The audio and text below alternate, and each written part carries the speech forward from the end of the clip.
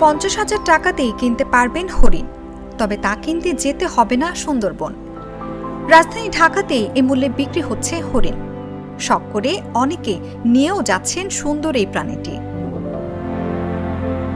ভাবতে অবাক লাগলেও মিরপুরে জাতীয় চিড়িয়াখানায় বিক্রি হচ্ছে হরিণ। চিড়িয়াখানার ধারণ ক্ষমতার বেশি হরিণ প্রজনন হওয়ায় অতিরিক্ত সব হরিণ বিক্রি করে দিচ্ছে কর্তৃপক্ষ। আমাদের জাতীয় চিড়িয়াখানাতে এখন বিভিন্ন ধরনের হরিণ আছে। তার ভিতর যে চিত্রা হরিণ, যেটা চিতল হরিণ আমরা ডাকি, এটা পর্যাপ্ত পরিমাণ। এবং আমাদের যে 3টা শেড আছে হরিণের, এই হরিণের 3টা শেডের যে পরিমাণ ধারণ ক্ষমতায় আছে, ধারণ ক্ষমতার চেয়ে আমাদের হরিণের সংখ্যা বেড়ে গেছে। বেড়ে যাওয়ার কারণে আমরা এদের জন্য বিকল্প ধারণ ক্ষমতার কোনো শেড আপাতত দিতে পারছি না। এটা হয়তো ভবিষ্যৎ কোনো পরিকল্পনা হইলে পরে আমরা নতুন করে কোনো শেড দিতে পারবো।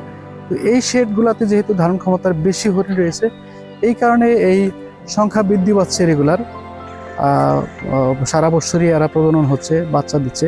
এবং এখানকার পরিবেশ যেটা আছে, পরিবেশটা অনেক চমৎকার। এবং অন্য জায়গার চেয়ে, যে কোনো জায়গার চেয়ে আমাদের এখানে খাদ্য পুষ্টি পর্যাপ্ত পরিমাণ দেওয়া হচ্ছে, বিশেষ করে চিত্রা হরিণের ক্ষেত্রে। এই পুষ্টি, প্রজনন ব্যবস্থাপনা বিভিন্ন কারণে এরা স্বাচ্ছন্দ্যে আছে এবং এদের সারা বছরই এদের প্রজনন হচ্ছে। সংখ্যা বৃদ্ধির কারণে আমাদের চিড়িয়াখানা কর্তৃপক্ষ এটা অধিদপ্তরকে অবহিত করে এবং আমাদের সংশ্লিষ্ট মন্ত্রণালয়, মৎস্য প্রাণী সম্পদ মন্ত্রণালয়কে আমরা এটা অবহিত করেছি।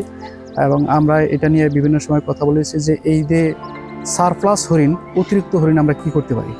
তখনই মন্ত্রণালয় একটা প্রস্তাব করে যে হরিণগুলা বিক্রি করা যায় কিনা।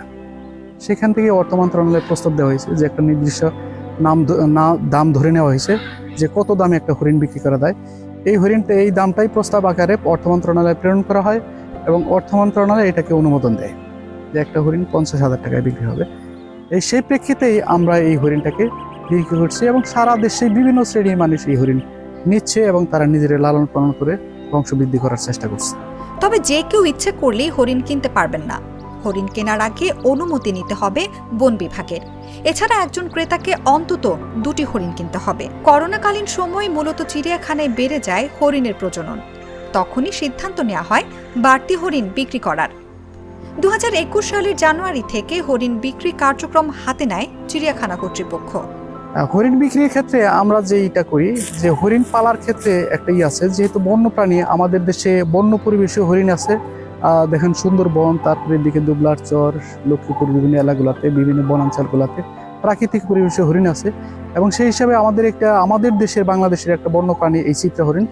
এবং এই হরিণ যে কেউ পারিবারিকভাবে লালন পালন করতে পারে না। একটা বন বিভাগের একটা আছে, রুলস আছে এবং এই রুলসটাকে মেনটেন করতে হয়, লালন করতে হয়। সেই প্রেক্ষাপটে যে এই হরিণ পালার ক্ষেত্রে যে বন বিভাগ কর্তৃক অনুমোদন নিতে হয়। বন বিভাগ একটা অনুমোদন দেওয়া থাকে যে তারা যদি অনুমোদন দেয় তাহলেই যে কোনো কর্তৃপক্ষ সেই অনুমোদনের প্রেক্ষিতেই আমাদের এখান থেকে হরিণ ক্রয়ের জন্য আবেদন করতে পারে। হরিণ বিক্রি শুরু হওয়ার পর অর্থ মন্ত্রণালয়ের প্রজ্ঞাপন অনুযায়ী একজোড়া হরিণের দাম হাঁকা হয় 1,40,000 টাকা। পরে তা 1 লাখ করা হয়। বর্তমানে দেশের বিভিন্ন এলাকায় হরিণের খামার রয়েছে। এছাড়া কেউ ব্যক্তি উৎসকে হরিণ কিনে লালন পালন করছেন। কিছুটা কম দামে চিড়িয়াখানা থেকে হরিণ কিনতে পারায় অনেকেই কিনতে আবেদন করেছেন। চিড়িয়াখানার কর্মকর্তারা বলছেন, হরিণ কেনার পর চিকিৎসা বা রক্ষণাবেক্ষণ সংক্রান্ত পরামর্শ সংশ্লিষ্ট এলাকার প্রাণী সম্পদ কর্মকর্তার কাছ থেকে পেয়ে থাকেন খামারিরা। এতে করে হরিণ কিনে কোনো সমস্যায়ও পড়তে হবে না শৌখিন খামারিদের।